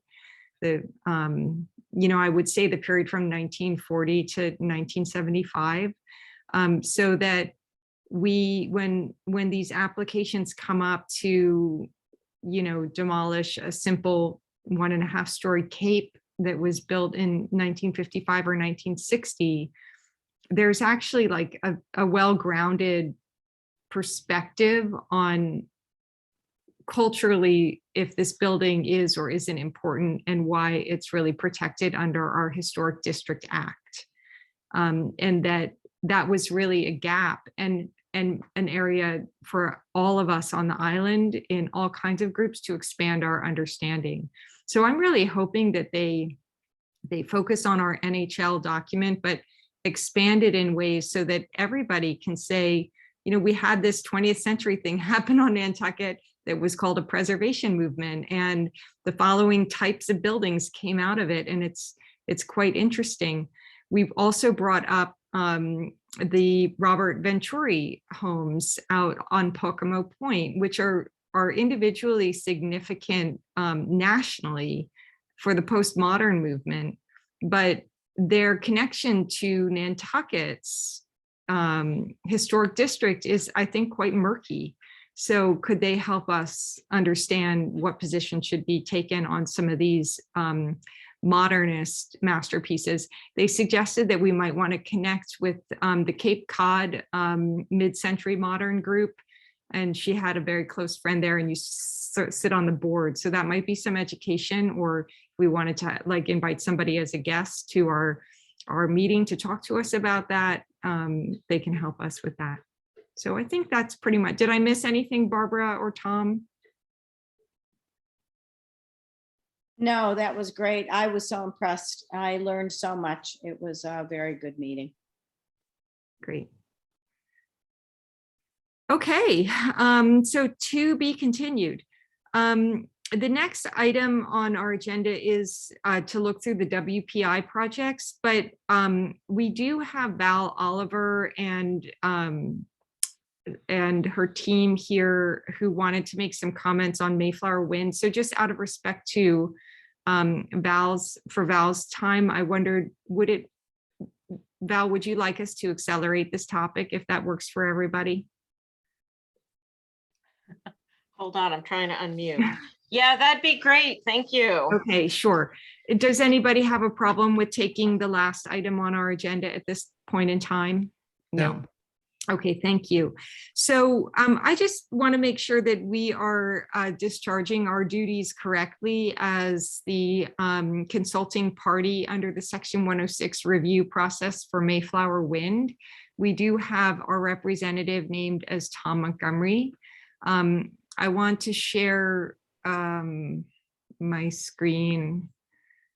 There were a series of public information sessions held by BOEM, which is the Office of Ocean Energy Management. Wait, let me get all the way down. And unfortunately, I was not able to attend them. And I'm pretty sure Tom was also not able to attend, right, Tom? No, not necessarily. I attend Oh.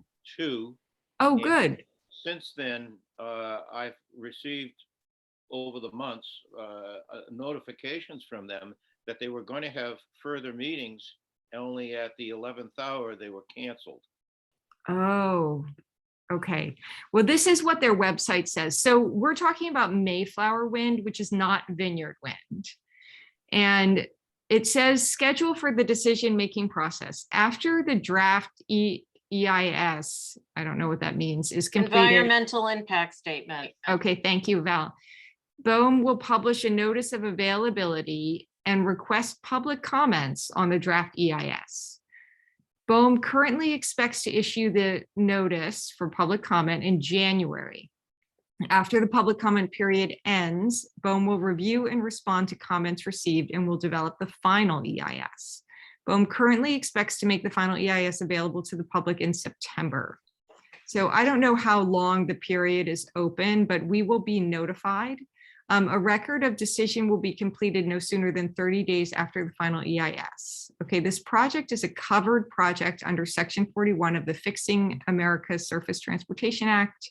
It provides increased transparency and predictability by requiring federal agencies to publish comprehensive permitting timetables for all covered projects. FAST 41 also provides procedures for modifying permitting timetables to address the unpredictability inherent in environmental review and permitting, blah, blah, blah. Okay, for information on the process and the notice, contact this person. So our job as a consulting party is to evaluate and advise and just be a party to whatever adverse impact this wind project might have on the National Historic Landmarks. So we are, while there are many concerns that people might have individually, our concern as a commission is on preservation.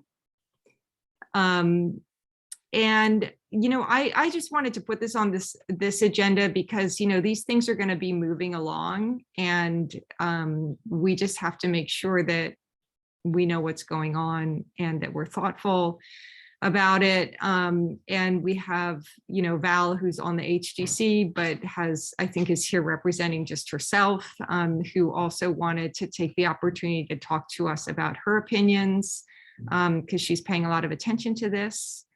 And yeah, so that's why this is here, for commissioners to ask questions, for us to hear from Val, for us to hear from Holly, and decide what, if anything, we want to do. And I see Tom has his hand up. Yeah. Am I unmuted? I guess I am. Yes, we can hear you. I wish you just had that picture there. Oh, I can share it again. Sorry, I just. Could you bring that back up? Yeah. So that we can, and I'll move it up. So if you can see in the yellow there, that's the size of the windmill behind the school. And the towers that we're talking about here, whether it's Vineyard Wind or Mayflower, they're all giant, you know, 853 feet. And the diameter on these rotors is 722 feet. The John Hancock Tower in Boston, just for comparison, is 790 feet, 65 feet shorter. And the issue, I think that what's going on here is not to look at this thing project by project, but cumulatively. And it's really basically a proposed industrial wind park you know, right off our shore. The one in the Hamptons that they were proposing, it got squashed because they mandated a minimum of 30 miles offshore, you know, because of the visual impacts. And so I'd like to read to you something that they put out recently as their final environmental impact statement. That's what the FEIS stands for. And it's pages 3 through 184 of a 1,000-page thing. And what it really stands for is, it's called the WTGs, the wind tower generators, visible from some shoreline locations in the geographic analysis area would have adverse impacts on visual resources when discernible due to the introduction of industrial elements in previously undeveloped views. Based on the research cited above on the relationship between visual impacts and impacts on recreational experience, whatever that means, the impact of visual GTFs on recreation would be long-term, continuous, and adverse. Seaside locations on the southern coast of Nantucket and Martha's Vineyard could experience some reduced recreational and tourism activities. And so that's their own statement that I'm not sure a lot of people are aware of. And I think that, you know, Valerie and others are frustrated because they're not getting any traction on this and nobody's paying any attention to it. But I think they should. Val, do you want to make a presentation to our commission? Well, it basically was what Tom presented. Thanks, Tom. That was good. I just really, so I'm wearing both hats today. I'm wearing my HDC commissioner hat, and I'm also wearing my hat as a person who has filed a lawsuit against Vineyard Wind. And I know this isn't about Vineyard Wind, but I think it's important as a background that I think our concerns parallel each other, because the whale is the epicenter of history and our cultural heritage, which lend itself to our national landmark status.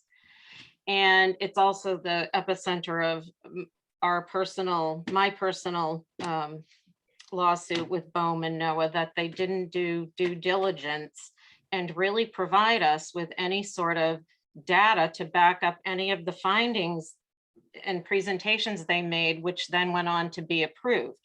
So what we want to do is slow down this process and say, hey, give us some real information. And one of the main, we just filed a supplement comment on the draft EIS, which was asked to be redone on the Vineyard Wind project. And it included some of the aesthetic impacts, which I'm happy to send you guys if you want to look at it. But one of our concerns that we think is not really a couple things. Sorry, I'm jumping around.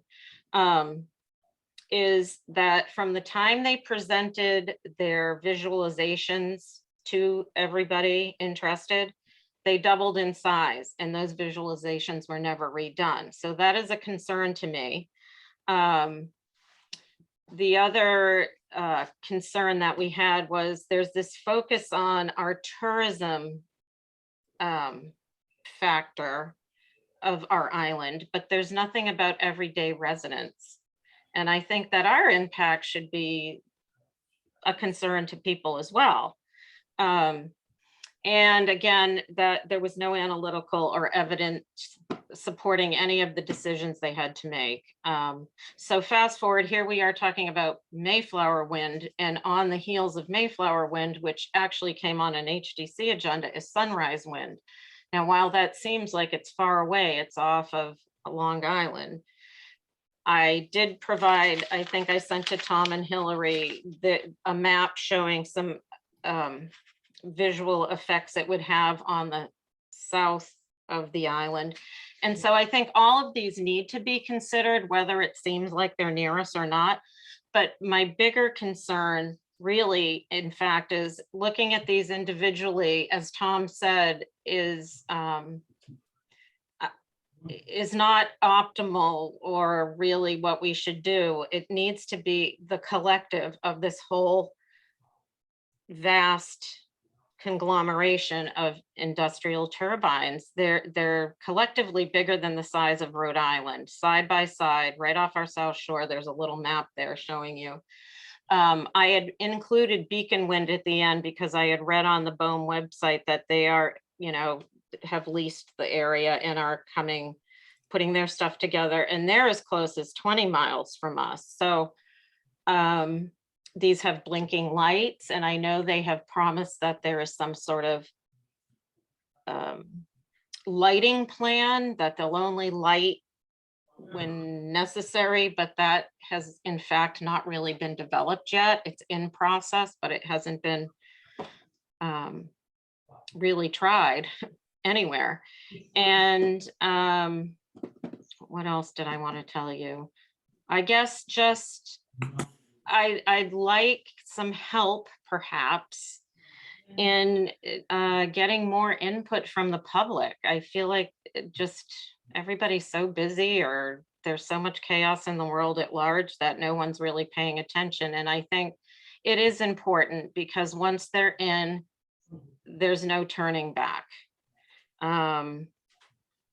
So yeah, that's pretty much it. I wasn't planning to do a presentation. I just wanted to sort of open a conversation. And there's substations also involved in these that are the hubs of all the activity, and there's nothing mentioned in the impacts of those, which are also pretty substantial. They're like little islands in and of themselves. So I guess I would just say, everybody try to pay attention and read the material. I know it's daunting and they jump you all over the place, but it's important to really understand the magnitude of this. And I do have another member here, Amy DeCibio, who's a director with me on our board. And I want to see, Amy, did you want to say anything that I didn't say? I can add it. Can you guys hear me? Yes. I'm calling from a car. Great. I'm not driving though. First of all, thank you for allowing us on your agenda. We all think this is super important. And I want to reiterate something that Tom said, and Val mentioned it also. The impact of this really needs to be looked at collectively. If you look at the size of Nantucket, the whole island, with respect to the size of these collective, this collective industrial turbine park out there, Nantucket looks very, very small. The Vineyard Wind project is the one that we're the most familiar with, but they're all really doing the same thing, is one that will be 85 square miles. That's just the first project. That's 85 turbines. Each turbine requires 1 square mile of ocean surface. So imagine that's just that project of 85 turbines is the first one of 7 that will follow absolutely right off our coast. We will see these from the island during the day. We will certainly see this from the island during the construction phase, and we'll hear it.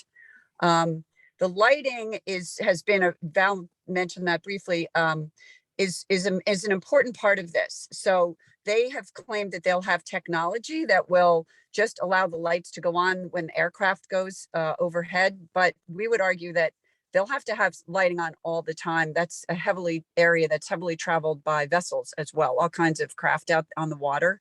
So this will be an issue for our dark skies. So I think, again, you guys, I want to thank you really for all the work you do for our island. I actually printed out all 9 million pages of the from the website to take a look at it, about us getting, our historic landmark status. It's unbelievable that we have that.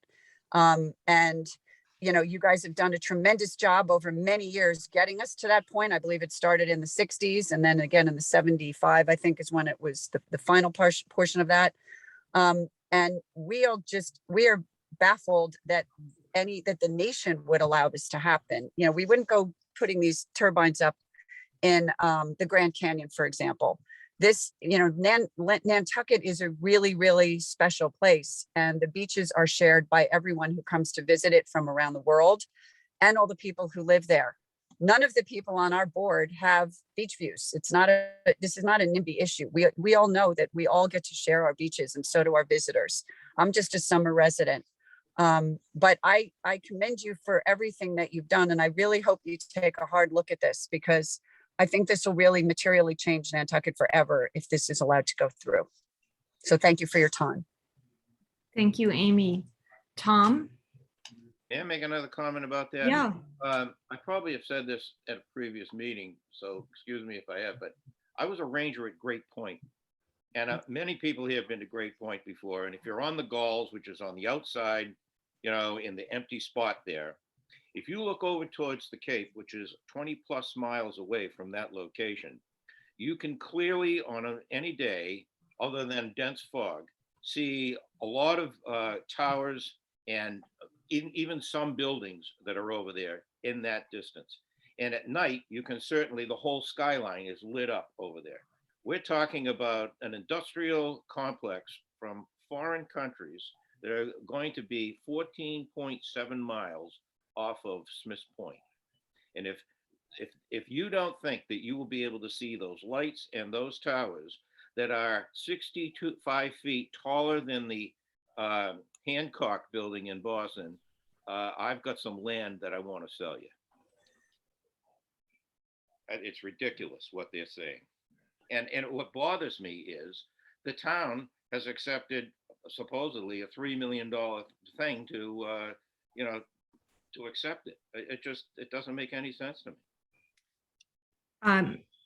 So Mickey, sorry, I just want to take a minute to structure the discussion, because I know, passions are running strong on this issue. And we also have, an addiction to petroleum, which is an existential threat to our planet. And we want to protect our views, and we really want to protect our wildlife, but we also have to protect our climate through clean energy.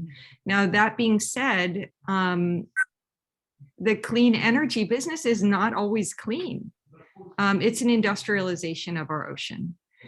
And I think what we have to decide as a commission in our advisory role is how to assess the impact on our national historic landmark so that other people, potentially not us, can really understand the trade-offs and make wise decisions. I don't think it's simple. It's obviously not something we're going to settle today.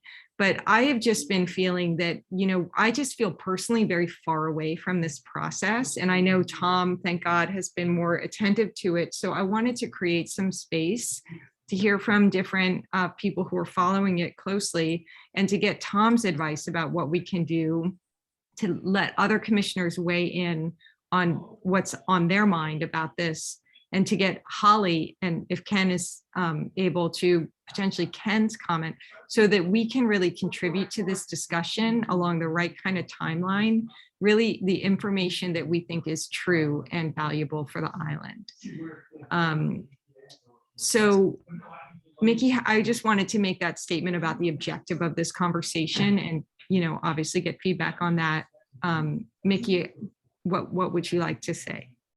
I'm really this is more of a question than a statement. I still don't really understand how much of these towers or the structures will be visible. Is it how much of the blades? And I know at night they'll be probably the lights will be more visible, but during the daytime, standing on the beach, roughly at the beach level, how much of the towers and the structures will be visible? They haven't given any visualizations. That's the problem. I know Tobias Glidden has on his wall in his, shack across from the juice bar a visualization, but what I heard you say, I think, is that those visualizations were based on a much smaller tower. Correct. Yeah. So I'm flagging that, visualization and more information about that is important to this commission. Can I ask you guys a question? Sorry, Amy, can I just go around and hear from all the commissioners first? And Sure, I'm Holly? sorry. Thank Sorry. you. Other commissioners who'd like to make a comment?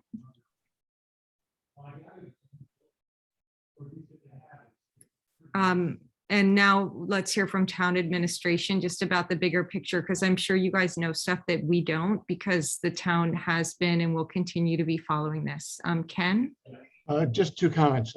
As I've been listening to this, it just seems to me that the issue that's on the agenda today, based on the first slide that you put up, is that the discussion relative to the EIS situation doesn't even start until January of 23, which is more than a year away. So I understand the concern relative to be creating awareness of it, but I think that the sense is that in terms of the time and energy that you spend on something, think about it within the context of, in fact, when the dialogue even starts to be opened relative to this particular project. Secondly, with respect to the 106 process, with respect to the Vineyard Wind process, my understanding is that has in fact been settled and is moving forward, and the town, together with Vineyard Wind, has in fact entered into a settlement agreement and is moving forward with respect to that. So I just wanted to make those two particular points relative to our discussion.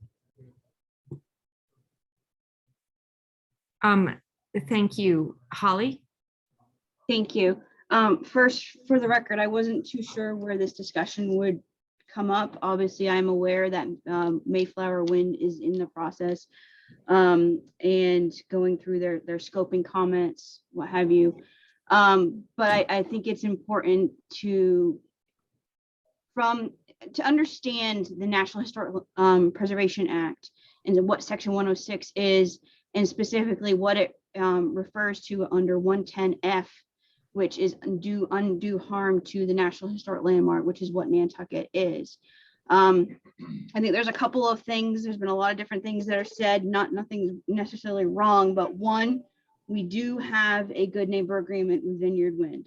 So I do want to caveat that our conversation should not really talk about Vineyard Wind, but the overall cumulative effects for the entire multi-developer location of all these different wind farms, which have been procured through different states, through different processes and procedures at variable locations. And what we know right now is there's a few different wind farms that are in different process with their EIS or COP, which is their,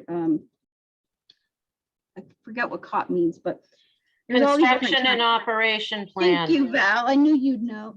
There's Beacon Wind, there's Sunrise, there's Bay State, there's Mayflower.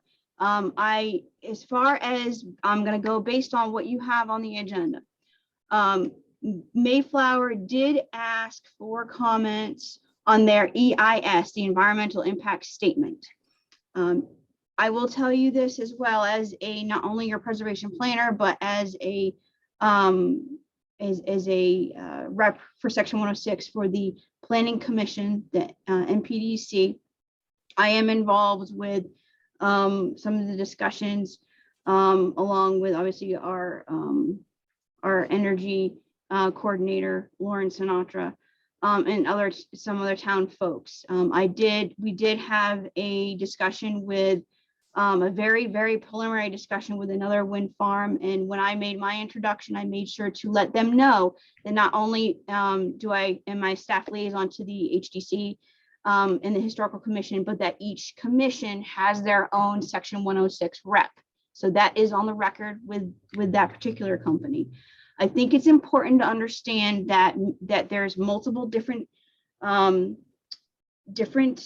wind farms. If you look at that map, I think one of them that Val provided shows the whole layout. Not all of them are in the same stages, so that's where it's very confusing. And from a planning perspective, a development perspective, it is challenging. So I can understand for the layperson not to understand. What I think is very important is from a town's perspective, we need to make sure that we understand that we're concerned on the cumulative effects of the entire built out, not necessarily these individual companies. The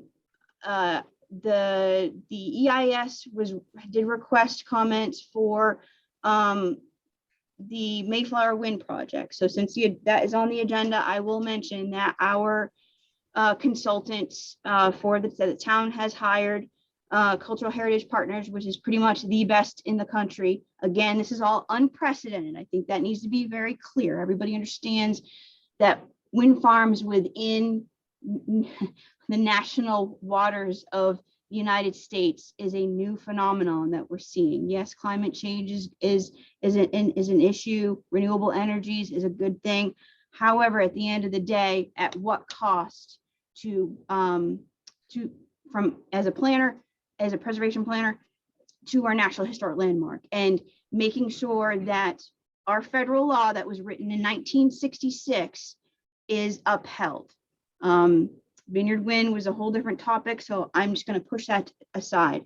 I will tell you this, that our consultant attorneys did write a very nice letter to BOEM, which I can forward to the commission for their, this actually went out this month. Basically, that BOEM must comply with the federal mandates under NEPA and the National Historic Preservation Act. They must uphold the consultation obligations, which is written.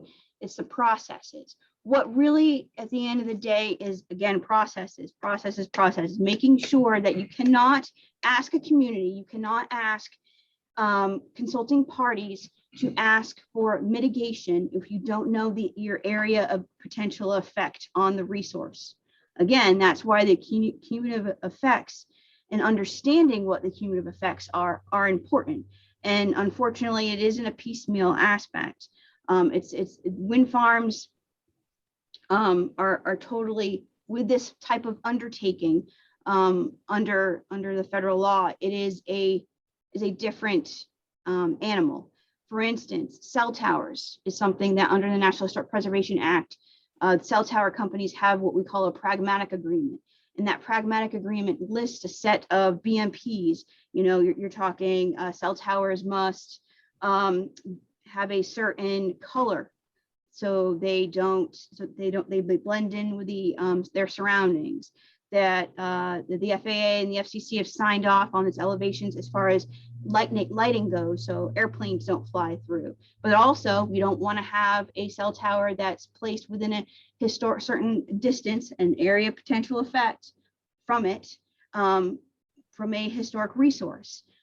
Again, that industry created through the help of the ACHP, the Advisory Council on Historic Preservation, sorry, all these acronyms, they have a pragmatic agreement. So when this wind farm discussion came up, that was one question that I had. Is the industry moving forward? Again, Cape Wind Farm. Everybody remembers Cape Wind, that whole about 10-year plus debacle that happened in our proposal within our Nantucket Sound. Now Nantucket Sound is a traditional cultural property, and now there's pushed legislation to create a National Historic Landmark of Nantucket Sound. Obviously, that was a learning experience, but it wasn't a learning experience just for preservationists, including the National Trust for Historic Preservation, but it was also a learning experience for a lot of attorneys. It was a learning experience for the ACHP. They came up with a list of recommendations, and quite frankly, I think they haven't really dived into that as much. But at the end of the day, Nantucket being a National Historic Landmark, BOEM must undertake all possible planning to minimize the harm on the NHL, pursuant to that section of the National Historic Preservation Act. And that means that prior to any of these approvals, they must make sure that basically any of this undertaking is as much to the extent possible that their actions are to minimize that effect on the NHL. So basically, our attorneys have provided that information in lieu of myself and any other consultation representatives for Section 106 for the town has provided a letter for Mayflower Wind. Sorry.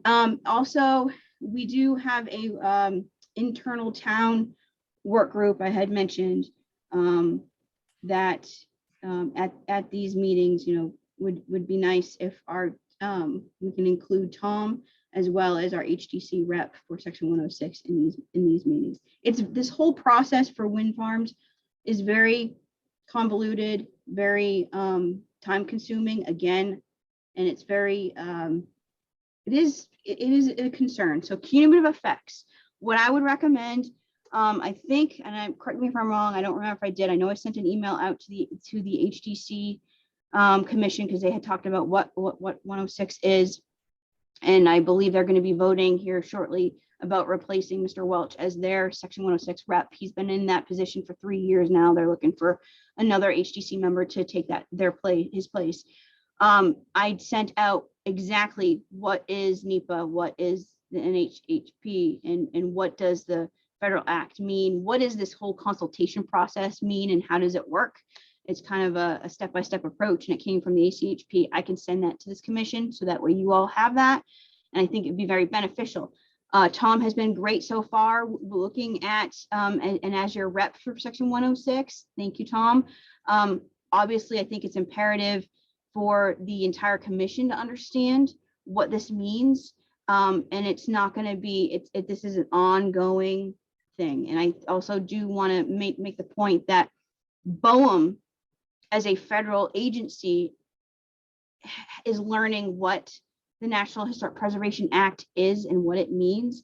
I don't know if everybody knows this, but every federal branch of the government has a preservation officer, if you will, and their job is to make sure that they are complying with Section 106 with any undertaking that they do. Does that mean that they're a preservation expert? No. So again, this has been a learning process because at the end of the day, when they started off with Vineyard Wind, it went off on the wrong foot. Not understanding the process is very important. So, sorry, I'm very long-winded. So Holly, I just want to make sure everybody understands the meat of what you're saying is happening. So the town is continuing to retain expert counsel in the form of heritage partners to represent itself in each of these wind agreements. But the way that they've been structured, we can't kind of have a good neighbor agreement with all future wind projects. It's company by company, correct? We only have a good neighbor agreement with Vineyard Wind. Right. And what I'm saying is there's no way to deal with a general response, or, we have to respond to each individual applicant. Is that right? We have to go through with each individual. Each individual correct. There is no overarching pragmatic agreement through BOEM for all consultation parties. It unfortunately, from a development perspective, it's piecemealed. Okay. And I will tell you this, a lot of it has to do with on the federal, when the federal government was procuring these leasehold areas to these companies, there's states, for instance, that were farther along in the procurement process, or more advanced, if you will, than Massachusetts. And unfortunately, that is of concern, obviously, for us. So just in terms of thinking about what we can do and how we can fulfill our responsibility to evaluate the impact of, our responsibility is to evaluate and advise on the impact of these wind farms on our National Historic Landmark. So I do think that if you could make sure that the Historical Commission is included and copied on the back and forth with the consultant, the lawyer, and just so that we know what's going on and we know the time frame. Like, Tom, did you get a copy of this letter? I did. You did. Okay. So can we just make sure that stuff is shared with the commission? Yes, what I can, that that's not under client privilege, you know, there's things that I'm privy to that I can't necessarily divulge. So I just wanted to mention that. But anything I can, obviously, I want to share that with the commission. Yeah, I mean, if it's executive privilege, then I guess it would be shared, but I would think that, you know, as a consulting, anything shared with consulting parties should be shared with us. And it sounds to me that the visual impact is really what we're talking about here. And the fact that we don't actually have a clear rendering or simulation or understanding about that visual impact is a real deficit. And it's a barrier to having people informed, to Val's point about public concern. I think a lot of people have seen that visualization at Tobias's and think, oh, well, these things are attractive and these wind farms are beautiful. But I mean, I am, as a, you know, someone who's a clean energy advocate, really concerned about having this happen and then having us say, oh my God, we didn't understand this at all. And it happens all the time. These firms are, you know, their goal is to get their project built. I don't know if anybody has read the book Amity and Prosperity. It's about the fracking industry. I really recommend it. It's a fantastic nonfiction book. Val, you should read it, put it on your list, because it's the whole story of a community and fracking. And, you know, they said, oh, they show you these pictures and it looks like, you know, a tiny little bump on the ground. And then pretty soon your entire environment is industrialized. So I do think we need to be really on it, and make sure we know what's happening, make sure we know our rights for comment, and make sure we ask questions and get those questions answered.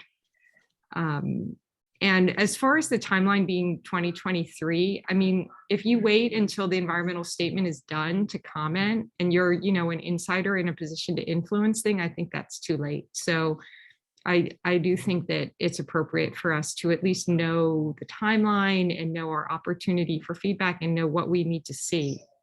And I think what we need to see right now are some kind of visualizations that are accurate. I wasn't suggesting, Hillary, that we were waiting. I was just confused because it's, as I read or understood the first slide, any input with respect to this wouldn't start until January of 2023. So and that's public input. Right, may I? Yes, You go can ahead, Val. on the BOEM website and download, if you want, or just read it, the entire proposal. There's two volumes of a construction and operation plan with sections just specifically for the visualizations. You know, they're divided up into many different sections, and I highly recommend trying, you know, going and looking at that yourself and trying to follow it, referring to appendices that are confidential and privileged and all of that. It's good for everybody to do it. So just go and look for yourself. All right, thanks, Val. Okay. Well, I guess I would propose as a wrap up that, you know, Tom, keep us informed. Holly, make sure anything that is publicly available for consulting parties that we get, and that we know, you know, how we can give input on this. And what can we register right now a request on behalf of this whole commission for visualization analysis? There's a question for Holly, I guess, and Tom. Yeah, I was going to ask, who are you talking to? Since the commission is listed as a consulting party, yes, definitely. Okay, and how do we do that? Through any of the channels that Tom has received. Well, all they do, emails. I just get an email that, you know, they're going to have a potential meeting on such and such a day, and they're usually 4 to 5 hours long. And so about 2 days before the meeting is going to take place, then I get a cancellation notice, and that's the end of it. I'll give you an example. There's one going on right now for Revolution Wind, which would, if you bring back that map, you'll see where Revolution Wind. I'm not really necessarily worried about that right now because I know our consultants or expert counsel are on it. But as you can see, you have this whole area of different ones. I don't see Revolution Wind. They're listed by the entities that have leased them. So Thank you. you have to go to the website and it will tell you the nice names that they've given them. And it gets to Val's point, they do change names too. There have been some name changes, so it's a little bit confusing too on that regard. Okay, so why don't Tom and I work on who to write a letter to ask for these, to say that our concern is visualization and that it's, we really need to see accurate renderings of these things. And I guess we probably approach somebody at BOEM. This Genevieve. I mean, they are doing their job of reaching out. I got a phone call saying, make sure you declare yourself to be a consulting party if that's what you want to do. And I will notate this, it's a consulting party for each one of these individual developers. So that's kind of where the confusion gets. So you're not dealing with the same environmental consultant on behalf of that applicant. Yeah, so it's. Well, we are a consulting party to Mayflower Wind and Vineyard Wind, but we are waiving our direct involvement with Vineyard Wind through the Good Neighbor Agreement. So right now we are only a consulting party to Mayflower Wind. So it makes me wonder if we need to request it for other projects. The other ones have not, they're in the early again, there's other stages of them. The Revolution Wind, for instance, is closer towards Rhode Island than it is Nantucket. And that is why our expert counsel is looking into that one as well. Because again, the cumulative effects, there's going to be not only that big swath to the southwest of us, but also over towards near New York. There's a couple of others. What's that? So I'm looking at the time and we're after our deadline. So if are there any other comments on this project? No? Does everybody feel like it was appropriate to have this conversation? I absolutely do. And other commissioners? Yeah, we need to be on top of it. I think is if we can be consultants on any of these, we should try to get as much information as possible. And the visuals are a perfect start. I agree. I also am a little worried about the, I know they seem like they're a far off project, but any noise as well, because the noise over the ocean travels in such a different way than it would over land. So with prevailing winds and other things, I have traveled overseas through some of these huge wind farms, and they are very noisy. They are not silent producers of energy. So I would include noise as well as visual. Yeah, thank you, Susan. I was thinking, remember the one that was just out at Bartlett Farm until one of the propellers fell off? It made a lot of noise. Just one. That thing was terrifying. That's just a nut and bolt on one of these, the size of that thing. And the other thing that I would mention is there's going to be several other I guess I forget the technical name for it, but they're buildings. They're like 250 feet by 149 feet that are going to be on what amounts to what looks like an oil rig. These, Tom. Correct. Substation. And that's where the power grid will go through, and it kind of connects everything together. And then all the cables that go on the ocean floor that go to the central station, into wherever they go on the shore and on the Cape and so forth, It's a huge industrial grid. And if they're going to have a pole that's going to hold a windmill that's 853 feet tall, they're going to have a serious amount of cement block in the floor of the ocean in order to support that, with hurricane force winds and seas and everything else. It's just, I don't think a lot of the people in Nantucket, and I understand why Val is frustrated about the traction that they're not getting. People I don't think they've seen or understand what these things are going to look like. And we're going to have 2,000 of them out there. It's not going to be a couple. And so people need to get on board with this. And that speaks to our National Historic Landmark stature directly. That's why I'm there, because I represent this board, and that's one of our major things. Yeah. If I could make one more comment that goes to Tom's comment just now, is that also the thing that people don't really think about is the constant maintenance of these structures is unbelievable. And you're going to have all kinds of boat traffic, helicopters, possibly. I don't know whether these any of these will have helicopter pads on them or near them, so that they can be transporting people constantly for maintenance off and on these things. But you are opening yourself up to a lot of traffic, either by air and or by sea, to just maintain these structures. Thank you, Susan.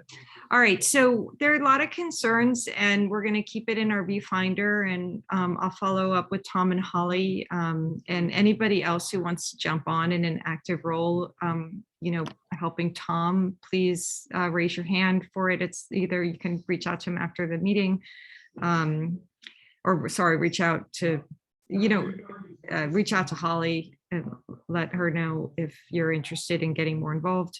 But I'm hearing Val, asking for just more awareness so that the public can engage, because these companies, they don't want the public to engage, even though there is a public process that is being followed.